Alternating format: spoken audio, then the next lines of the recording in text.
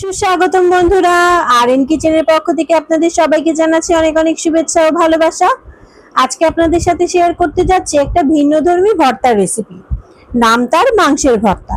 ভর্তা আমরা কম বেশি সকলেই পছন্দ করি, তবে এ ধরনের ভর্তা হলে যারা ভর্তা পছন্দ করে না তারাও এক থালা ভাত এক নিমিষেই শেষ করে ফেলবে। তবে চলুন দেখে আসি আমাদের এই দারুণ মজাদার ভর্তা বানাতে কি কি উপকরণ লাগছে।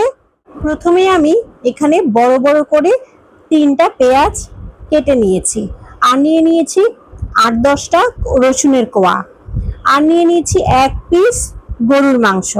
আপনারা চাইলে খাসির মাংস ব্যবহার করতে পারেন। আর নিয়েছি 2টো শুকনো মরিচ, 1 পিস আদা ছোট করে কুচি করে নিয়েছি, আর নিয়েছি কাঁচা মরিচ কয়েকটা, নিয়েছি স্বাদ মতো লবণ, আর নিয়ে নিয়েছি এখানে হলুদের পেস্ট আধা চামচ। আপনারা চাইলে হলুদ গুঁড়াও ব্যবহার করতে পারেন। একটা কাটিং বোর্ডের উপরে আমি 1 পিস গরুর মাংস নিয়ে নিয়েছি এবং একটা চাপাতির সাহায্যে এভাবে করে কিমা করে নিচ্ছি। আপনারা চাইলে এটা শিলনোড়ার ভিতরে দিয়েও করে নিতে পারেন। আমার কাছে শিলনোড়া ছিল না বলে আমি এভাবে করে নিচ্ছি। মাংসটা মোটামুটি একটা কিমার মতো করে নিতে হবে। চুলায় একটা প্যান বসিয়ে দিয়ে দিলাম এখানে 2 টেবিল চামচের মতো সরিষার তেল। আপনারা চাইলে সয়াবিন তেলও দিতে পারেন। এখন তেলটা গরম হয়ে আসছে, আমি দিয়ে দিচ্ছি পেঁয়াজ, রসুন, কাঁচামরিচ এবং মাংসটা, আর দিয়ে দিচ্ছি হলুদ, দিয়ে একটু নেড়ে চেড়ে দিচ্ছি ভালো করে। এখন দিয়ে দিচ্ছি লবণ স্বাদ মতো, আপনারা চাইলে বাড়িয়ে কমিয়ে নিতে পারেন। আমি এখানে আধা চামচের মতো লবণ ব্যবহার করেছি। ঢাকনা দিয়ে ঢেকে সেদ্ধ করে নেব। ফিরে আসলাম 10 মিনিট পরে। মাংস এবং আদা রসুন পেঁয়াজ থেকে মোটামুটি অনেকখানি পানি ছেড়ে দিয়েছে।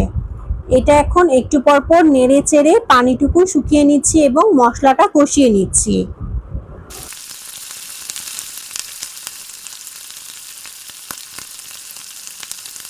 পানি শুকিয়ে গেছে, এখন আমি উপরে আরেকটু পানি দিয়ে আবারও নেড়ে চেড়ে এই মাংসটা সেদ্ধ হতে দেব। যতক্ষণ পর্যন্ত মাংসটা মোটামুটি সেদ্ধ না হয়ে যায় ততক্ষণ পর্যন্ত ঢাকনা দিয়ে ঢেকে রাখতে হবে। আসলাম আরো 15 মিনিট পরে, সবকিছু খুব ভালোভাবে সেদ্ধ হয়ে গেছে। দেখুন মাংস, রসুন, পেঁয়াজ সব ভালো করে সেদ্ধ করে নিতে হবে। আমি এখনো আরো 15 মিনিটের জন্য ঢাকনা দিয়ে ঢেকে ভালো করে রান্না করে নেব। মাংসটা আমার পুরোপুরি রান্না হয়ে গেছে, তেল উঠে এসছে। এখন আমি চুলার আঁচটা বন্ধ করে মাংসটা তাওয়ার এক সাইড করে দিব এবং তেলটা ঝরিয়ে নেব। এই তেলটা আমি পরবর্তীতে রান্নার কাজে ব্যবহার করব। সবটুকু আমি একটা ব্লেন্ডারের জারে ভরে ব্লেন্ড করে নিয়েছি।